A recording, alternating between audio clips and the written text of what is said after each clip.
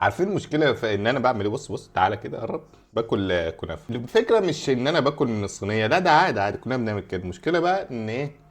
ان انا بعمل كده قبل الفجر. دي كارثه لوحدها، فاهم؟ يا بابا بس يا حبيبي يا بابا. في قرد صغير تحت مني. دي لغات يابانيه، احنا مش هنفهم الكلام ده. مش هدور عليكم، انا اسف. خش في الموضوع على طول. تنساش تعمل لايك وتشترك في القناه، يلا بينا.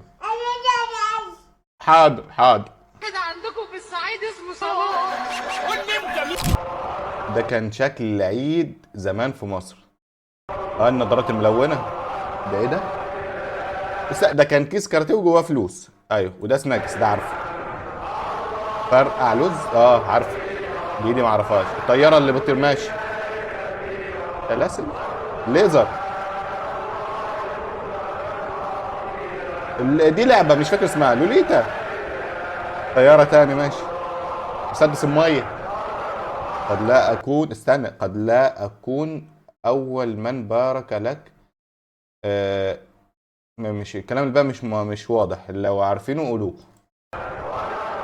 بومب. فلوس العيدية، الربع جنيه الجديد، يا نهار ابيض، كانك ماسك مليون جنيه حرفيا. بتمشي انت دماغك في السماء، انا مش تمشي تدوس على البني ادمين كلها.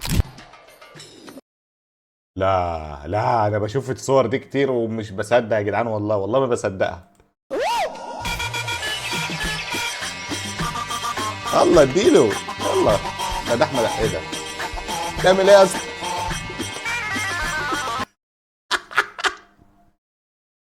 الفيديو ده حوار والله. الجنب اللي يريحها، صح. الكلام ده بجد والله العظيم، انا بشوفها كتير الحاجات دي، مش مصدق ومش عاوز اصدق. مش هصدق حاجه زي كده اصلا. دي ايه دي؟ يا انا يا خالتي، خاله نوسه، خاله نوسه.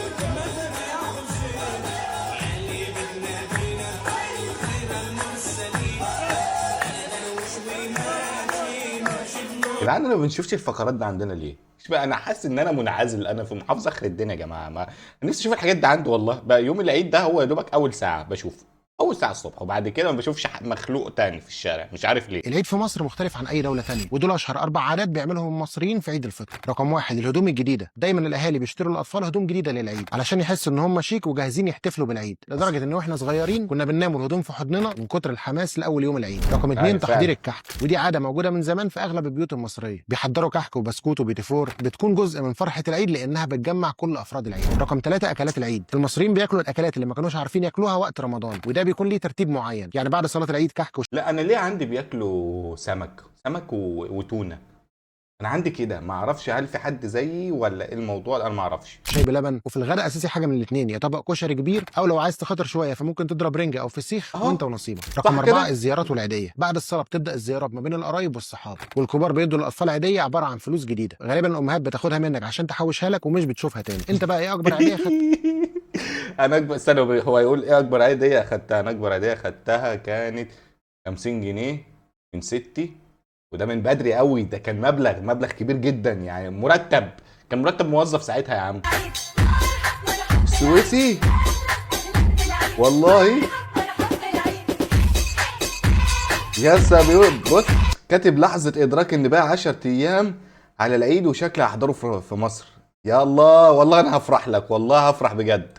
يا بقول لك إيه، لو جيت أنا هسافر لك مخصوص وعايد معاك خلصانة. بس وصلوا الفيديو ده يا جماعة، وصلوه. استنى، العيد في مصر من 6 ل 7 بنسلم على بعض، ومن 7 ل 9 بنلم العيدية. أيوه، هو ده اللي كنت بتكلم عليه. ومن 9 ل 11 بنقعد نلف ونتفرج على الاشكال اللي حصلت في الشوارع. بشوف الوان الطيف، انا ده اللي بشوفه. ومن 12 بتبدا الغيبوبه وكله بينام. والله يا اسطى، ما بص، بفصل لان انت بتبقى مطبق من قبلها بيوم اصلا، ما بتكونش نايم. كحك العيد يعود للقدماء المصريين، حيث كانوا يشكلونه على اشكال دائريه في الاعياد وقبل زيارة الموتى والقبور، ووجد الأثريون طريقة عملها. يعني الموضوع أساسا من أيام القدماء المصريين، أيام الفراعنة يا جماعة. إيه ده؟ بيكتشفوا، استنى نرجع للصورة دي. شايف دي؟ كحك أهو. ماشي. هو ده كحك ولا طوب يا عم أنت؟ استنى. جاب لك، استنى، لا آخر صورة معلش تاني. اللي هو يعني قارن ما بين ده وده، انت قارن ما بينهم هتلاقي ان مفيش اختلاف على فكره، الاتنين واحد. اللي ما عاشرش الفيوميه ما شافش رجاله. احنا رجاله غصب عن اي حد. ما انا بقول لك يعني احنا رجاله. وده بص، ده طبعي واسلوبي وكل حاجه، والناس كلها عارفه اسلام ايه. صباح يا روحي يا روحي انا صباح. عايز اعرف يا جماعه، يعني هي الفيوم فعلا سبب شهرتها ان هي ما عندهاش حاجه غير فراخ؟ يعني تجارتها الاساسيه الفراخ ولا حاجه تاني؟ ولا عاوز افهم الموضوع ده بجد، يعني لو اللي يعرف يقول لي في الكومنتات. بسم الله ما شاء الله، عربيه كامله اوتوماتيك. فيها ملحوظه بسيطه العربيه. تعالى يا عم اشرف. العربيه دي فيها شغل بسيط خالص. أنا العربيه عرفت. لفه على عمود، وهوريكم الخبطه اهي. مش شقلبه كده، شقلبه بقى على السريع. هو اللي في بالي هو تعالى تعالى يا عم اشرف. هو دايما يعني بيجيب عربيات منتهيه الصلاحيه يقول لك عليها ان هي مفيش زيها ادي اتنين. الخبطه دي. الخبطه دي ده مكان العمود اهو. يا لهوي التمويجه دي مكان العمود. طب فاضل ايه سليم فيه؟ ما عملناش فيها اي حاجه زي ما هي. هتسحب الجنب دي كده، هترد العربيه بامر الله وتمشي دايره وماشيه العربيه. بسم الله ما شاء الله. تعالى ترد ايه؟ يا اخوان ده استنى يا عم، هو بيتكلم بجد؟ ده يبقى حوار فاق، اقسم بالله لو بيتكلم بجد يبقى دول مش صناعيه، ده ساحر. يبقى ده ساحر اللي بيعمل الحاجات دي بامانه والله. واحد بيقول له اقفل الازاز كله وانفخ فيها من فتحه التكييف هترد على السريع. يا ابن اللعيبه، يعني قصدي اقفل الازاز كلها وانفخ من اي حته كده، فاهم؟ هترد من كل حته يا عم.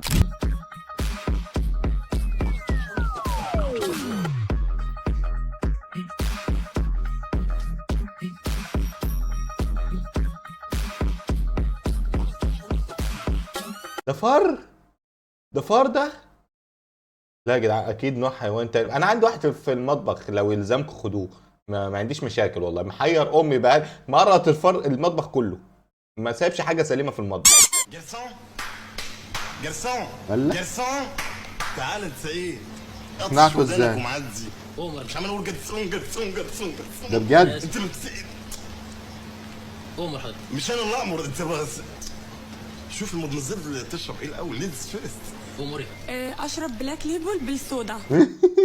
دي اول حته دي لوحدها كفايه. جرسون جرسون. عارف انت السيجاره اللي بعد الفطار على طول دي ايوه لازم تدخل جدول. انا عارفها يا جماعه، لان انا كنت بشرب حاجه زي كده، يعني الحمد لله ربنا بعدنا عنها. ففعلا نفس الاحساس، بتبص بتحس ان انت بتاخد مخدرات ومفعولها اقوى كمان، صعبه جامد. انا بشرب السيجاره بحس ان انا بوني كده. لا لا لا لا لا، السيجاره ديت لازم تخش جدول، اللي هي بعد الفطار على طول دي. اصلا هو يا ريت يمنعوها شايف اصلا، الكلام ده. والله يا ريت يمنعوها عن مصر يا جماعه، والناس ترتاح وصحتها تبقى سليمه، بدل ما احنا بنموت يا جدعان، حد يلحقنا.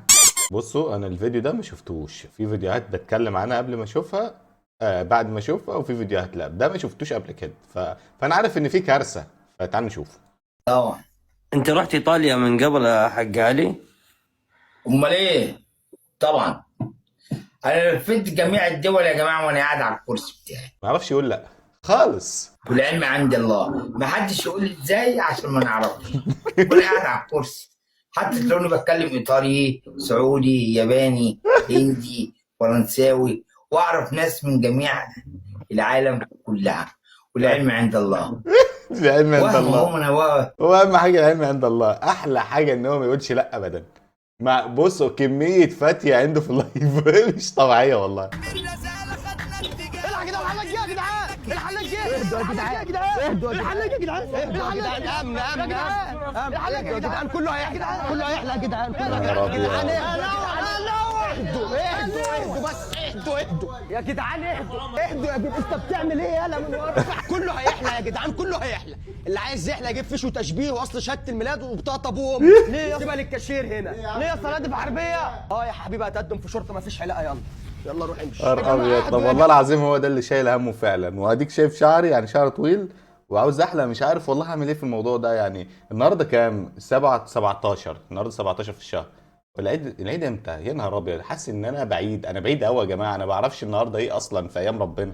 انا بقيت في عالم موازي من كتر الحبسه في الاوضه المنيله دي. حد طلعني من هنا. كل سنه وانتم طيبين يا جماعه. كنت طيبه. كل سنه وانتم طيبين. استنى يا جماعه.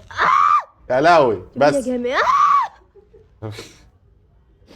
يا جماعة كنتوا وانتم طيبين وعملنا يا جماعة ننزل العيد. والنعمه دي الاشكال ان انا خايف ان اشوفها وعارف ان اشوفها يوم الوقفه. والله ده انا هشوف عجايب، هشوف اشكال غريبه غريبه مش بره المصيبه. انا خايف اتكلم لان هم هيشوفوا الفيديو بتاعي. هتحصل فضايح يا نهار ابيض. تيكا تيكا هم هم تيكا تيكا هم هم تيكا تيكا هم هم تيكا تيكا هم هم تيكا تيكا هم هم تيكا تيكا هم هم تيكا تيكا هم هم استنى انا جه في بالي حاجه. فاكر الفيديوهات بتاعت الفراخ تفضل تهز في دماغها دي؟ اقسم بالله والله هم يا جدعان. يا جماعة مع احترامي لكل الحلويات الرمضانية، أنا اكتشفت حلويات جديدة جدا. قرع العسل. يا دين امي يا دين امي يا جدعان. طب مشاعره، طب احاسيسه، طب كل حاجه، اي حاجه الراجل بيحس يخرب بيت دماغك. طب بص انت بص للجانب الحلو. انت عسل. الحمد لله اللي قالت عليك كده، احمد ربنا بقى. يا نهار ابيض الراجل هيتشل اقسم بالله ومكانه اموت فيها يا جدعان.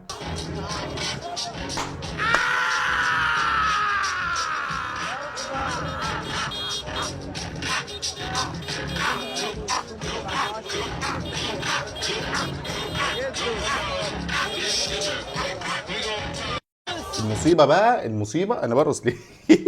المصيبه ان انا اشتريت لبس شتوي عايد فيه، وانا حرفيا حاليا قاعد هموت من الحر. ربنا يستر اقسم بالله والله حرام يا جدعان. مشتري لبس حكايه جميل وفرحان بيه قوي، واليومين دول نار وخلاص كلها كام يوم على عيد. فايه الدنيا والنبي الشتاء والنبي اليوم ده بس، والباقي الايام مش مهم عادي. اكشن نمشي ملط في الشارع ما عنديش مشاكل. يا اختي اسم الله يا اختي حمزة علينا حمزة شوية. بطي حمام. بعمل فيديوهات يا جدعان. انا انت حضيتني في ايه؟ انت حضيتني. انت كويسة؟ انت ايه؟ تعمل له انعاش. هو كان بيموت. انت حاسس ان القط حول، والله القط حول منها يا جدعان. 011 استظرف رقمك تعالى يا دي اللعيبه.